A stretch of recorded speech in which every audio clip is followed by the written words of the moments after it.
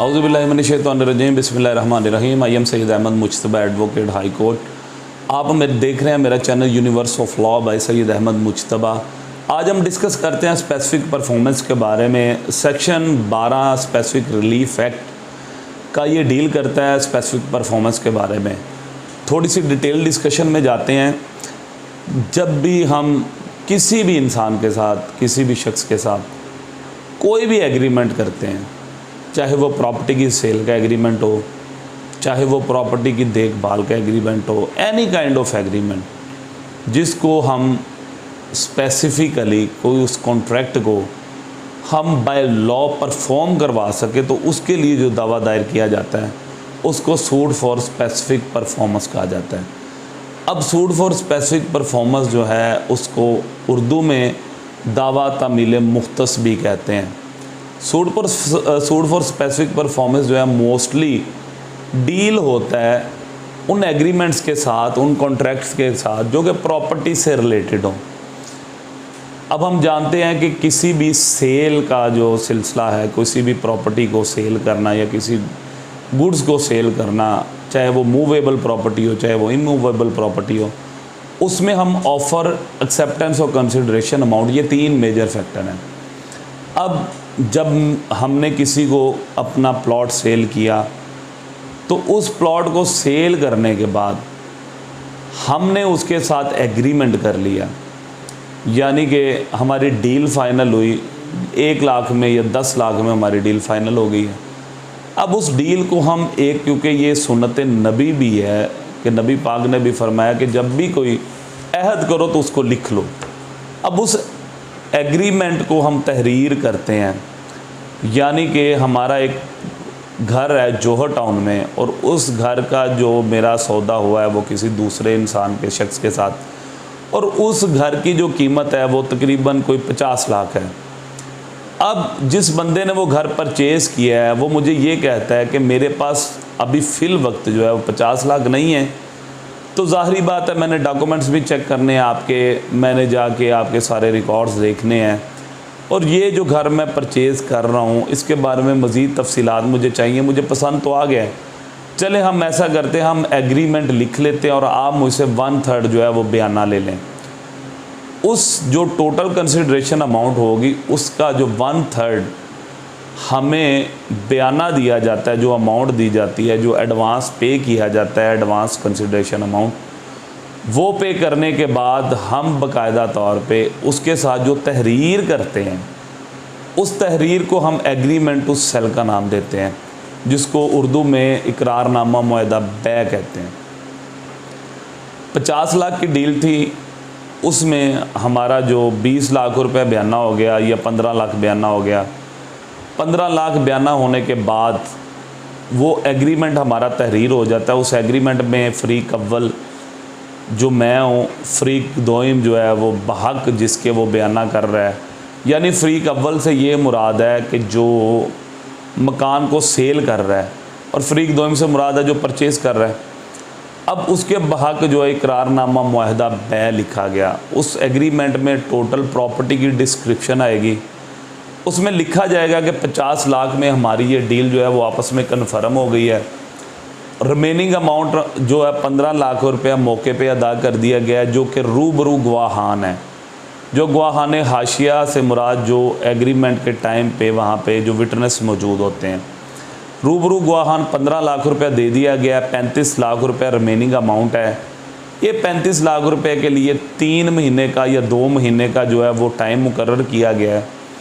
अब जो टाइम मुकर्रर किया गया है उस मुकर्रर करदा टाइम के अंदर मैं 35 लाख रुपया देने का, यानी कि फ़रीक दोइम जो है वो पाबंद है, और मैं उसको वो मकान रजिस्ट्री करवा के उसके नाम पे इसकी ऑनरशिप मुंतकिल करवाने का पाबंद हूँ। इसको हम कहते हैं कि हमारा एग्रीमेंट टू सेल हो गया है। उस एग्रीमेंट पे दोनों पार्टीज़ के सिग्नेचर्स होते हैं, थंब इम्प्रेशन होते हैं, साथ विटनेसेस के भी थंब इम्प्रेशन होते हैं, और वो एग्रीमेंट जो है वो बाकायदा तौर पे जो जिसने मकान ख़रीदा होता है वो संभाल के रख लेता है। अब आते हैं सूट फॉर स्पेसिफिक परफॉर्मेंस की ज़रूरत क्यों महसूस होती है। 1 माह गुजर गया, 2 माह गुजर गए, वो बंदा मुझे अप्रोच करता है, सर हमारी डील हुई थी 50 लाख में 15 लाख रुपए आपने ले लिया था, अब आप मुझे रजिस्ट्री करवा के दें, मेरे पास अमाउंट तैयार पड़ी है। अब मैं उसको क्या कहता हूँ, मैं उसको कहता हूँ अच्छा आज करते हैं, कल करते हैं। मैं हीले बहाने ढूंढ के उस डील को कैंसिल करना चाह रहा हूँ। क्यों? क्योंकि मुझे उसी मकान का 50 नहीं 60 लाख रुपया कहीं और से ऑफ़र आ गया। अब जो दूसरा शख्स है, जो दूसरा इंसान है जिसके पास ऑलरेडी एग्रीमेंट मौजूद है, वो मेरा 1-2 माह इंतज़ार करता है। जब मुकर्रर टाइम आ जाता है और वो देखता है कि ये शख्स जो है मुझे मकान की ट्रांसफ़र नहीं करके दे रहा और इसने मुझे बाकायदा तौर पे एग्रीमेंट भी करके दिया हुआ है और वो एग्रीमेंट विटनेसेस के सामने हुआ और इसने मुझसे 15 लाख रुपए रिसीव किए हैं, तो उसके पास जो रेमेडी होती है वो सूट फॉर स्पेसिफिक परफॉर्मेंस की होती है। वो एक वकील साहब के पास जाएगा, उनको एग्रीमेंट देगा, ओरिजिनल एग्रीमेंट देने के बाद आईडी कार्ड की कॉपी देगा, जो जो रिक्वायरमेंट्स हैं वो सूट फॉर स्पेसिफिक परफॉर्मेंस में टोटल डिटेल लिखी जाती है कि इस तरह इसके साथ मेरी ये डील फाइनल हुई, हमारा फ़लाँ डेट को ये एग्रीमेंट टू सेल हुआ, उसमें ये विटनेसेस मौजूद थे, उसमें मैंने 15 लाख रुपए एडवांस दे दिए, बकाया 35 लाख जो है वो at the time of registry इसको पे करने थे। अब मैं बार बार इसको अप्रोच कर रहा हूँ, ये मुझे इनकार कर रहा है और ये जो एग्रीमेंट की पासदारी नहीं कर रहा। और 7 ऑर्डर 39 रूल 1 और 2 की जो है एप्लीकेशन लगाई जाती है, उसमें जो टेम्परेरी इंजंक्शन जो है वो गेन किया जाता है कोर्ट की तरफ से कि ये बंदा इस प्रॉपर्टी को किसी दीगर शख्स को मुंतकिल ना करे। इसमें जो कोर्ट की तरफ से आर्डर होता है वो फर्दर एलिनेशन का आर्डर होता है कि इसको फर्दर एलिनिएट ना किया जाए प्रॉपर्टी को। वो स्टे की कॉपी लेके उसकी अटेस्टेड कॉपीज़ बन जाती हैं और अटेस्टेड कॉपीज़ लेके वो पटवारी के पास जहाँ जहाँ भी रिकॉर्ड सेंटर है, जहाँ से उसको शक है कि ये प्रॉपर्टी ट्रांसफ़र हो सकती है, वहाँ पे जाके वो बाकायदा तौर पे उस एग्रीमेंट वो उस ऑर्डर को है जो वहाँ पे इंटरटेन करवा देता है। अब सूट फॉर स्पेसिफिक परफॉर्मेंस जो है वो चलता है, कोर्ट फर्स्ट डेट पे ही ऑर्डर कर देती है कि भाई साहब आप आएँ, अगर आप वाकई ही ये प्रॉपर्टी लेना चाह रहे हैं तो अपनी गुडविल शो करें और जो रिमेनिंग कंसिडरेशन अमाउंट है इसमें बहुत से अदालती नज़ायर हैं जो कि हमारी सुप्रीम कोर्ट ऑफ पाकिस्तान और हाई कोर्ट्स में बाकायदा तौर पे काफ़ी डिफरेंट जो है वो अपने व्यूज़ दिए हैं कि जो कंसिडरेशन अमाउंट है वो गुडविल शो करेगी उस परचेज़र की कि आइदर उसकी जो अपनी मेलाफाइडी तो नहीं है, वो जान के ख़ुद तो डिले नहीं करना चाह रहा। अगर वो अपनी गुडविल शो करता है और कंसिडरेशन अमाउंट जो है वो कोर्ट कहती है कि भाई आप अपनी कंसिडरेशन अमाउंट सबमिट करें, तो वो जो रिमेनिंग 35 लाख जो रुपीज़ होते हैं वो कोर्ट में जमा हो जाते हैं कोर्ट के ऑर्डर के साथ। अब जब उसने अपनी जो है गुडविल भी शो कर दी तो कोर्ट जो है उससे डिमांड करेगी एविडेंस की। एविडेंस वो अपनी पेश करता है और बाकायदा तौर पे वो इकरारनामा ओरिजिनल पेश करता है अदालत के अंदर, वो अपने गवाह पेश करता है, अगर वो एग्रीमेंट के टाइम पे कोई वीडियो बनाई थी वो पेश करता है और सारी चीज़ें डिटेल पेश कर देता है। तो वो जो सूट फॉर स्पेसिफिक परफॉर्मेंस है वो उस बंदे के हक़ में डिग्री हो जाएगा। अब आते हैं दूसरी चीज़ की तरफ, जब कोर्ट से जो suit for specific performance degree हो जाए तो उसके बाद एग्जीक्यूशन का क्या प्रोसीजर है। जो बंदा मालिक था वो फ़र्ज़ करे कंटेस्ट नहीं करता, अगर वो करता भी है फिर भी उसके हक़ में अगर डिग्री हो गया है तो एग्जीक्यूशन में आगे कोर्ट उसको दोबारा कोर्ट में बुलाती है। जो मालिक होता है, जो डिफेंडेंट है, उसको कहती है भाई साहब आप लेना चाहते हैं अमाउंट या हमारे पास मौजूद रहे। अगर वो नहीं आता तो कोर्ट ऑर्डर करती है बाकायदा तौर पे कि उसका जो है ना स्पेसिमेन बनाया जाए, यानी कि जो रजिस्ट्री होनी है उसका बाकायदा तौर पे एक स्पेसिमेन तैयार किया जाए। वो स्पेसिमेन तैयार होता है, फिर कोर्ट एक कमीशन अपॉइंट कर देती है किसी भी वकील को जो कि कोर्ट के ऑर्डर के मुताबिक ओरिजिनल मालिक की जगह पे सिग्नेचरी होता है। ये एक बहुत टेक्निकल पॉइंट होता है कि कोर्ट अपॉइंट कर देती है कि एडवोकेट सैयद अहमद मुज्तबा या एडवोकेट एनी पर्सन, कोई भी एडवोकेट है उसको कोर्ट अपॉइंट कर देती है कि you are authorised from our side, कि आप हमारी तरफ से ऑथराइज्ड हैं कि आप जो है वो डिफेंडेंट की तरफ से, यानी कि जो मकान मालिक है उसकी तरफ से इस रजिस्ट्री के ऊपर साइन कर सकते हैं।